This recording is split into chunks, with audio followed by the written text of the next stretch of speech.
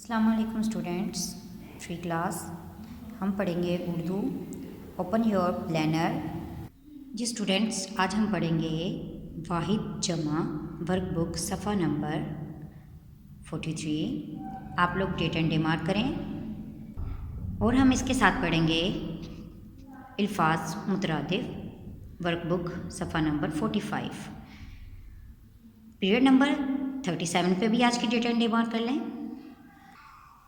जी प्यारे बच्चों, आप लोग अपने वर्कबुक पेज नंबर 43 और 45 पर डेट एंड डे मार्क करेंगे।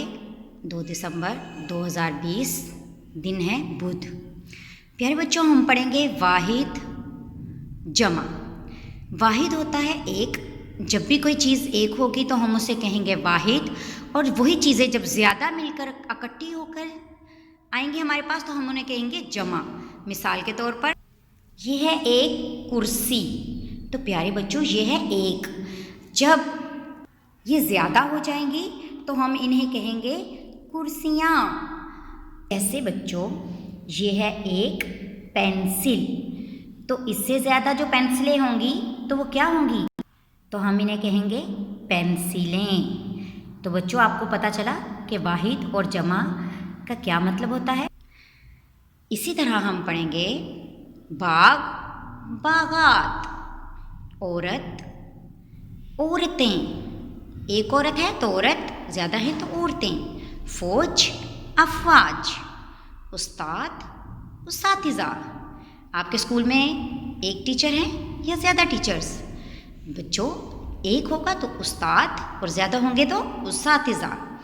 हरफ हरूफ, जिस्म अजसाम, बरकत बरकतें, अदब आदाब। तो प्यारे बच्चों आपको समझ में आया कि वाहिद और जमा कैसे बनते हैं। एक को वाहिद और ज़्यादा को जमा कहते हैं। जी प्यारे बच्चों, अब हम पढ़ेंगे अल्फाज मुतरादिफ। बच्चों अल्फाज मुतरादिफ का क्या मतलब होता है कि अल्फाज तो वही हैं और उनके हम मायने अल्फाज जो उनसे हैं अल्फाज मुतरादिफ कहलाते हैं। जैसे बोला, उसका हम दूसरा मतलब क्या लेंगे? मासूम, मतवाजिन, मुनासिब। परचम झंडा, कबीला ख़ानदान, एसार कुर्बानी, नाकिस ख़राब। प्यारे बच्चों ये एक जैसे ही अल्फाज हैं, इनके मायनी एक जैसे हैं। जी प्यारे बच्चों इनके मायनी एक जैसे हैं। बोला का भी वही मायनी है, मासूम का भी वही मायनी है। तो प्यारे बच्चों एक ही अल्फाज जो एक दूसरे के मायने एक ही रखते हों उनको अल्फाज मुतरादिफ कहते हैं। तो प्यारे बच्चों पेज नंबर 43, पेज नंबर 45 अच्छे से लर्न करें और इसे लिखें इन दोनों पेजेस को।